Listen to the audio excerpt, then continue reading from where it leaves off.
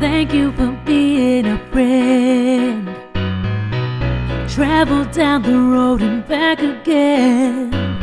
Your heart is true, you're a pal and a confidant. Hey everyone, it's Jeff here, and I just want to welcome everyone to my new podcast. This is going to be my platform where I get to visit with our trans and our non-binary family from all over. And I get today to sit down with my friend Derek. How are you? I'm doing well.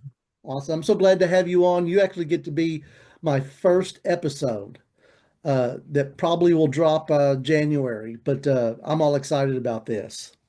That's awesome. I'm so pumped. So, so I'm just going to kind of dig right into it. So let's talk about uh, how has being trans been an obstacle in your life with not only your friends but your family and work. I definitely think that being trans has been an obstacle more so with my family more than anything. Once I came out, my family kind of distanced themselves from me. Mhm. But I maintained my dad and my grandmother and my siblings, which has been a blessing, Yes. because I couldn't imagine not having any family talk to me. Um, my friends, I didn't lose very many friends. My friends actually were very supportive and have always been this kind of network and community that supported me and always been there for my family. So I definitely appreciate my friends more than anything because they have really held me up and held and supported me through this entire journey.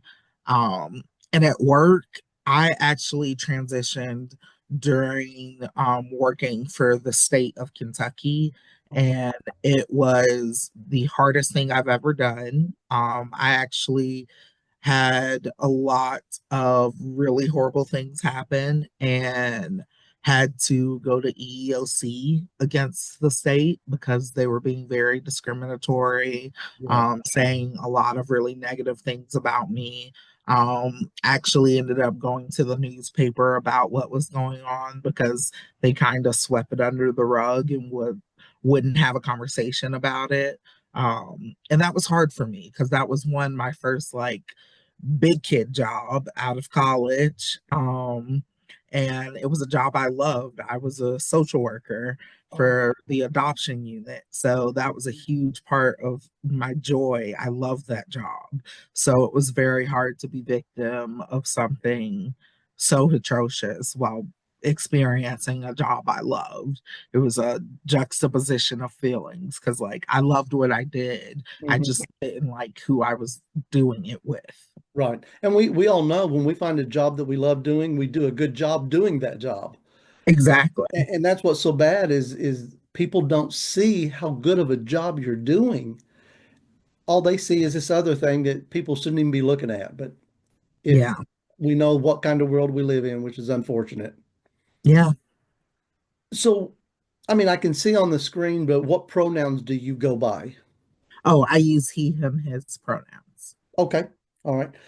Um, you mentioned being a social worker, and I have to throw something in there. My oldest daughter is a therapist, and her specialty is providing service to those that are transitioning and the ones that have already transitioned. And you talk about a dad that's so proud of her. So it That's so awesome. it really is. I'm very proud of her. She practices in the state of Tennessee, and it's just pretty awesome. Oh, that's awesome. So what do you feel like that you missed out on during your childhood if you transition later in life? I am fortunate that I transitioned at 25, and I say fortunate because I know a lot of people transition much later in life. Mhm. And I don't feel like I missed out on much. To be honest, I definitely, for me, it feels like I keep my childhood and the previous person I was as a very separate experience than Mhm. who I am now, which is a weird way of looking at it, I know. But I definitely look at it like, that little girl that I used to be had a really great childhood and experienced a lot of really cool things. And like, yeah, she had a lot of feelings and a lot of stressful things happen too, but Mhm. she overall was a happy kid. Good. So I don't feel like I missed out on much because had I been able to transition earlier, I think, yeah, I probably would have been happy as I transitioned. But I am a firm believer of like everything happening when it's supposed to. Yeah, I agree with you. Well, it's so good to hear that you had a really rewarding and good childhood as you grew up. So what's been the best or your favorite part about your transition? Um, my favorite part of my transition has probably been my son being so accepting. So I gave birth before I transitioned, and for me, my trans like aha moment that I knew that I was a trans man was being pregnant. It was something I felt very uncomfortable with, and it was very dysphoric moment in my life. Hmm. Um, and he spent so long the first 3 years of his life calling me mommy and mommy this and mommy that, and like spent so long being very mommy oriented Hmm. that when I told him, like, hey, bud, we're going to start calling me daddy now, I could tell there was like a look of confusion. Hmm. No, but he picked it up so quickly that it was the most beautiful thing in the most beautiful moment of my transition where I really felt affirmed. Like I knew it was going to be a hard journey, and then eventually he would have questions and I would have to kind of answer those questions.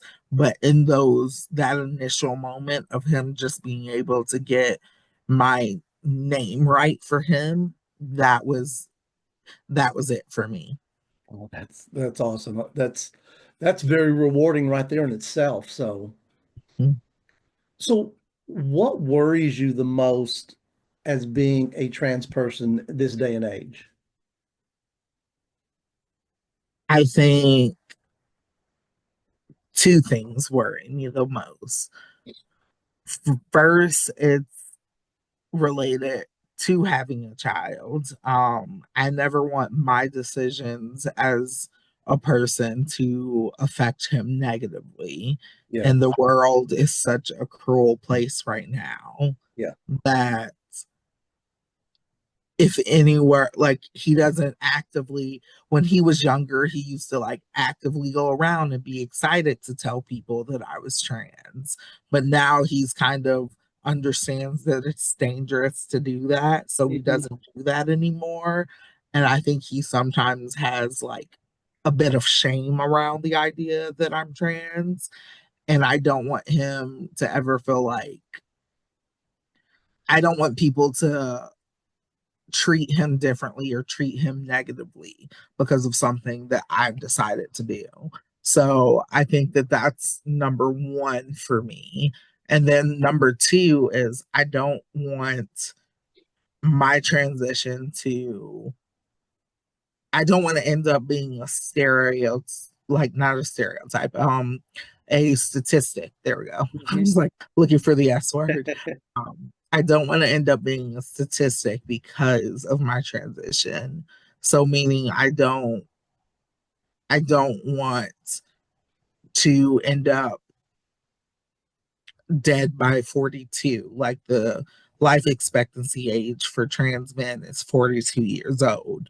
And the majority of that is by suicide. And I know that's because many trans men deal with um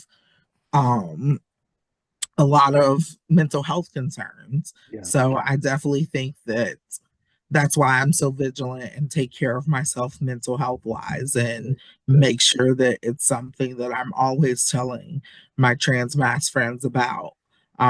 But that's fearful for me. I don't want to be a statistic. I want to surpass that life expectancy age. Yes, we want you to as well. So, so what has surprised you the most in your transition?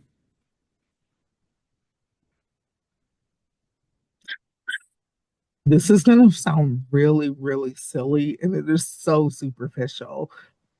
I wish I was deeper than this, but I have a really fantastic beard, and I didn't think I was going to have a really fantastic beard. Uh, no one in my family has a really fantastic beard, so I'm like, Hey, where did this come from? Um, that's okay. It's your journey. I know. I genetically wise, I would think like, hey, yeah.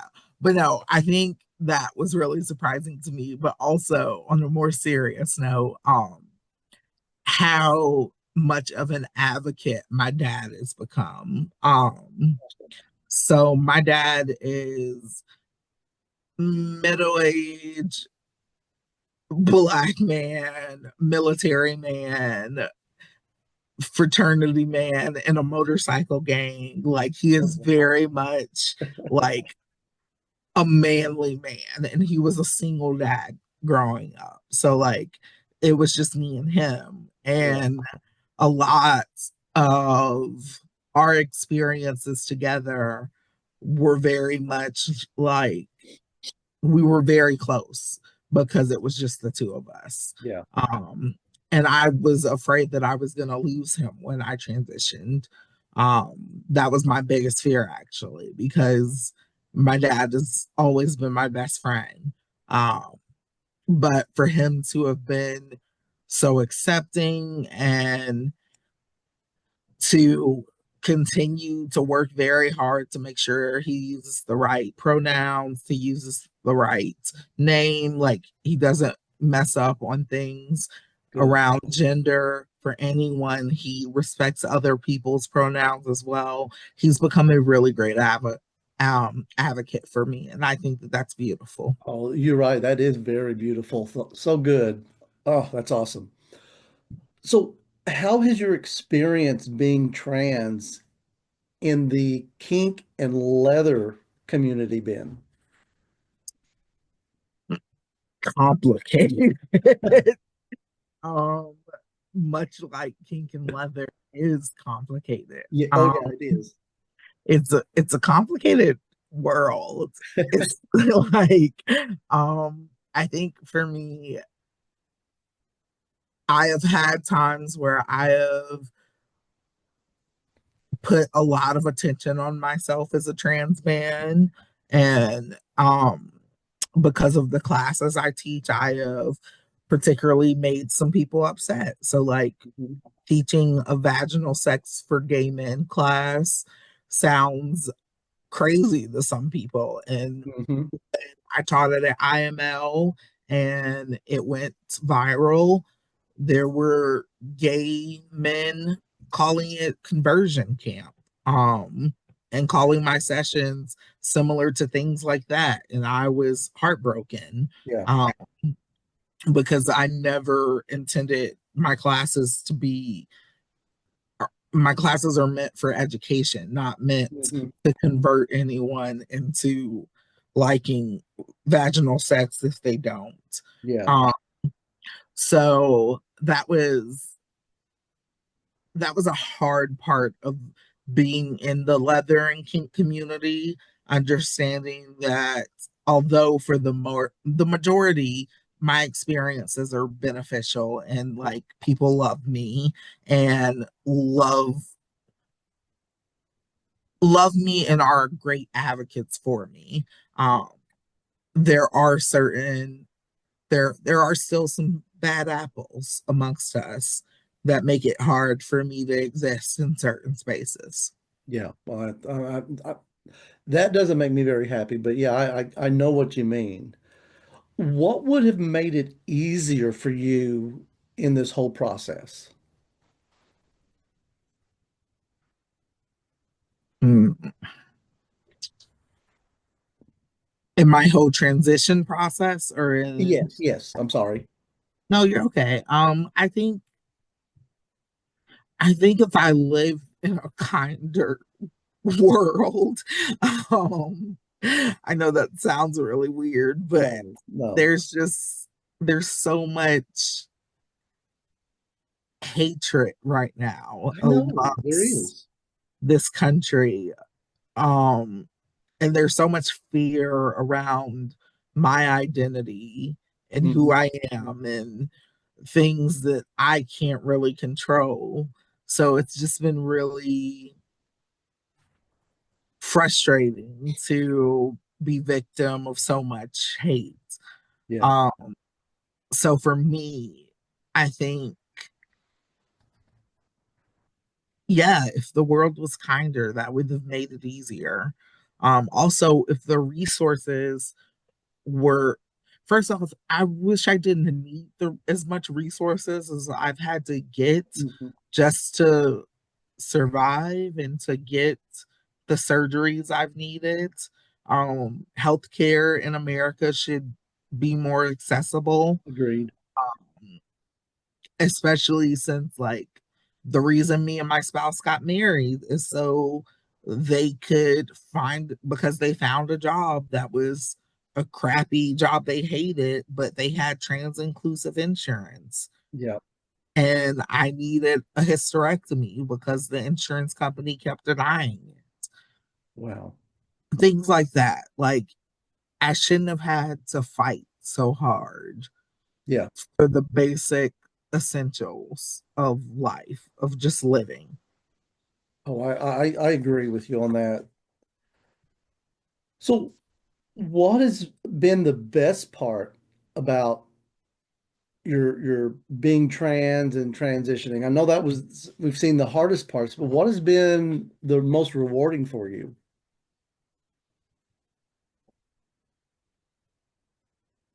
Being visible for younger individuals Okay. who are trans, I think that has been the best part. So I'm a mentor in the Sam and Devereaux Trans Project, and we mentor trans youth. And every time we have certain mentoring programs where I'm able to talk about my life and my family and my journey, those kids just eat it up. And they're like, I didn't think I had a future until I met someone like you. Yeah. I didn't think trans men could have families and have kids and have wives that accept them and have spouses and have husbands, and just I don't think so many of our trans youth have lost hope in their ability to see past 18. Yes, I agree. And then, so by being this 33-year old trans paw, as one of them calls me, I think that that's been one of the best things about this, and that's what keeps me going, and that's what keeps me visible. A lot of people ask,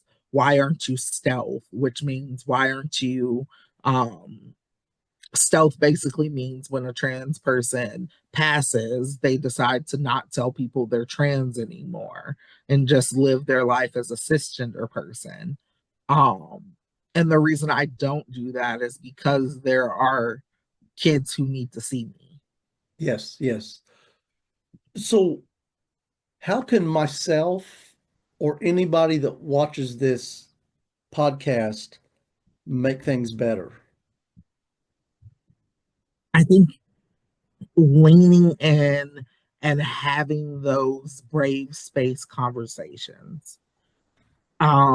It's uncomfortable to check your grandpa about his transphobia. Like, it's Yeah. uncomfortable, but like, he's never going to learn and he's never going to be a better person if there's no one around him saying, hey, pop, you can't say those things anymore. Yeah. Like, that's not okay. It was never okay, but it's especially not okay in 2025. Like, I think for me, having those brave conversations are so important because a lot of times trans people will be the people trying to have those conversations with others, and the other people just want to fight because they're like, Yeah. oh, you're trans, you have a bone to pick in this exercise. Mhm. I think for people who don't, like cisgender people talking to other cisgender people, for instance, or white people talking to other white people about racism, I think it's very important, um because those are your peers and they're going to listen to you before they listen to the Yeah. person they don't like. So I definitely think that that's the biggest way to help and to be a really big ally for this community. Um, I also think just showing up and listening is important. So when the trans community needs something, just taking a step back from your own needs or wants and listening to what they're saying they need and want. A lot of times it kind of reminds me of this bracelet, this blue bracelet thing that's going around right now. It's like, I'm a safe person. And I'm like, no one asked for that. Like, Yeah. need like actual mutual aid right now, or we need ways to get to safe areas right now. Um, so I definitely think using your resources, if you have them, to promote and to benefit trans people is really beneficial. So I think that looks like putting your money where your mouth is with different organizations and making sure that if you are donating, you're donating in trans specific organizations that really give their money to trans people. Mhm. Uh, so I definitely think that there are several ways that people can continue to make things better and get involved and be an ally and be an advocate for the trans community. Awesome. Well, it has been an honor getting to have you on here for our first one.